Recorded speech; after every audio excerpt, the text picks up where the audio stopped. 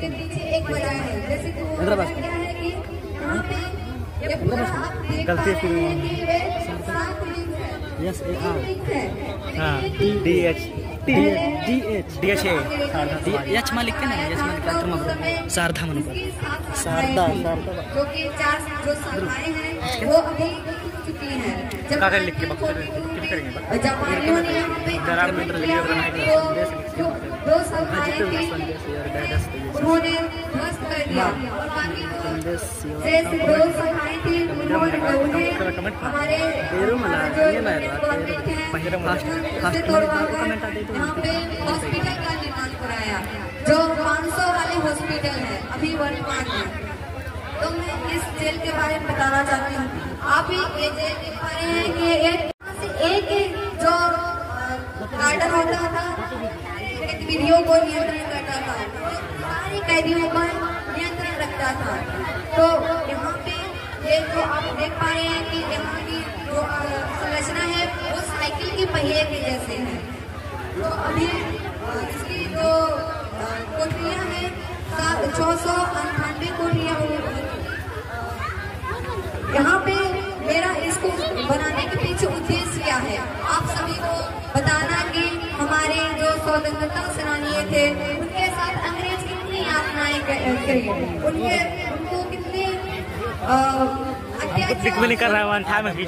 मेरा उद्देश्य इसको बनाने के पीछे का स्वतंत्रता के महत्व से है। तो जैसे कि इन लोगों ने बताया कि इसे हम काला पानी के नाम से भी जानते हैं। तो काला पानी नाम पड़ने के पीछे एक वजह है। यहाँ जो जेल है अंडमान निकोबार की राजधानी पोर्ट ब्लेयर में स्थित है, जो कि समुद्र के चारों ओर से घिरा हुआ है। यहाँ पर ये जो जेल है हमारे देश से हजारों किलोमीटर की दूरी पर स्थित है। यहाँ की आप 4 दीवारी को भी देख पा रहे होंगे कि ये काफी छोटा है। यहाँ पे अंग्रेज इसे 4 दीवारी इतनी छोटी इसलिए बनाई कि यहाँ से जो कैदी होते थे वो भाग नहीं पाते थे। जेल से तो भाग पाते थे, लेकिन उस जगह से नहीं भाग पाते थे, क्योंकि जो समुद्र था लगभग 2000 किलोमीटर तक हमारे देश से दूर था। इसी जेल को काला पानी कहते हैं। तो मत कहो तुम इसे काला पानी, मत कहो तुम इसे काला पानी, तुम सुनो यहाँ की धरती से कण कण की गठावत बलिदानी की। तो ये जो हमारे यहाँ पे जेल है इसमें हमारे स्वतंत्रता सेनानियों को रखा जाता था। हमारे स्वतंत्रता सेनानियों के साथ में अंग्रेज बहुत अत्याचार करते थे, उनसे दिन भर काम करके घर में दिन भर काम करवाते थे और जब शाम हो जाती थी तो वो अपने अपने कोठरियों में ले जाते थे। जब वो अपनी कोठरियों में ले जाते थे तो क्या होता था कि जब शाम हो जाता था फिर उनको जो खाना दी जाती थी वो जो रोटी बनाई जाती थी उनसे दी जाती थी। और जब इनके लिए उनमें 2 तरह के बर्तन पाए जाते थे, एक खाने के लिए, एक मलमूत्र को त्यागने के लिए। क्या होता था कि जब यहाँ पे काम करते थे हमारे स्वतंत्रता सेनानी तो वहाँ पे बहुत अत्याचार करते थे कि एक व्यक्ति को तो फिक्स रहता है कि आपको इतना काम करना है। अगर हमारे स्वतंत्रता सेनानी थे वो काम नहीं कर पाते थे तो उन्हें पूरी तरह से पीटा जाता। हमारे स्वतंत्रता सेनानी उस काम को नहीं कर पाते थे, उसके बाद उन्हें सजाएं दी जाती थी, उनके साथ भ्रष्टाचार किया जाता था।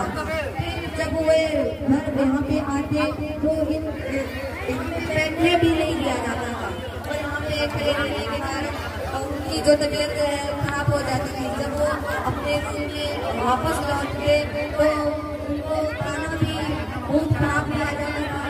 कई जो क्रांतिकारी है उन्होंने अपनी किताब में लिखा है कि हमें जो खाना उसमें मोटे मोटे कीड़े लगते थे और ये हमारे जो रूम है वो इतने काले अंधेरा होता था, उसमें कोई लाइट की व्यवस्था नहीं होती थी। हमें बिच्छू खजूरे ये सब घूमते रहते थे। अंधेरा होने के कारण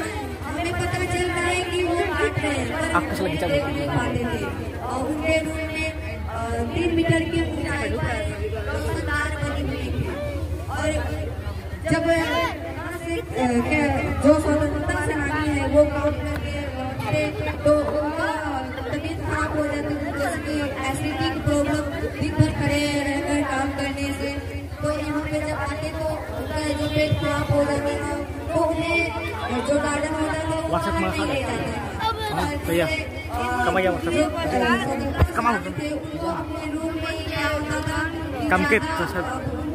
चिंता उसमें ही उनको मन बदबू का त्याग होता था और उसी बदबू के साथ रात भर व्यतीत करना होता था। जब सुबह होती थी तो ये साफ करनी होती थी। जो हमारे क्रांतिकारी थे उन्हें देखते हुए जो हमारे देश के प्रधानमंत्री अटल बिहारी वाजपेयी थे उन्होंने एक कविता लिखी है, तो मैं वो कविता बोलना चाहती हूँ। जो वर्षों तक लड़े जेल में, जो वर्षों तक लड़े जेल में उनकी याद करे, जो वर्षों तक लड़े जेल में उनकी याद करे, जो फांसी पर चढ़े जेल में उनकी याद करे, याद करे काला पानी को, अंग्रेजों की मनमानी को, उल्लू पर तेल में तेल सावरकर की बलिदानी को। धन्यवाद। चलिए, बहुत अच्छा विभा, संजना और सोनिया के द्वारा ये हमारे काला पानी जो अंग्रेजों के द्वारा बनाया हुआ स्वतंत्रता सेनानियों को बड़ी प्रताड़ना और शोषण किया अंग्रेजों ने। चलिए ठीक, धन्यवाद।